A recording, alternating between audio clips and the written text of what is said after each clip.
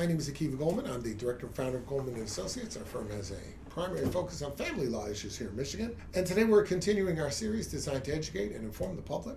So please subscribe to our channel. I want to talk today about alimony, or what we call spousal support, and the interplay between alimony being paid to one person and the remarriage of that person. What happens? You know, in the old days when we used to write alimony, and when I say the old days, I mean when I began as a lawyer in, let's say, in the 80s and 90s, you know, seems like yesterday, but that also was 20 or 30 years ago, right? We used to write alimony provisions that said that the alimony will continue until X, Y, and Z. And X, Y, and Z was typically death or remarriage of the parties or a certain date, that kind of thing.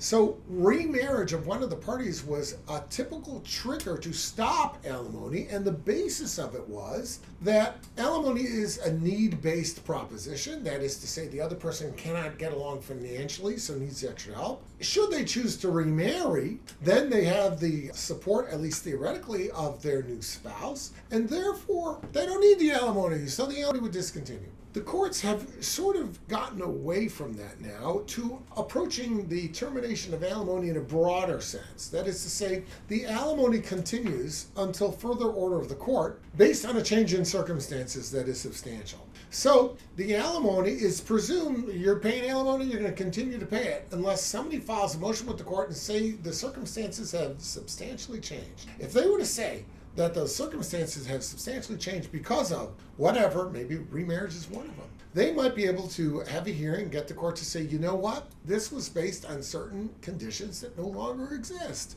And depending on what jurisdiction you're in, the court may include a remarriage amongst the things that can change it. And if you're in the jurisdiction where the court will consider that a change in circumstances, the court may well reduce or eliminate the alimony or the spousal support. So it's not just about remarriage. Remarriage could be a change in circumstance that would trigger a discontinuation, but there could be other things triggering a discontinuation, and such as a loss of an employment by the one who's paying, or a significant reduction in hours, or a significant increase, in the income of the one who's the recipient. These are all things that the court can take into account, and certainly remarriage might be one of them, to determine whether the circumstances have substantially changed to support changes in spousal support. If you have any questions about that, reach out and we'll be glad to help you out.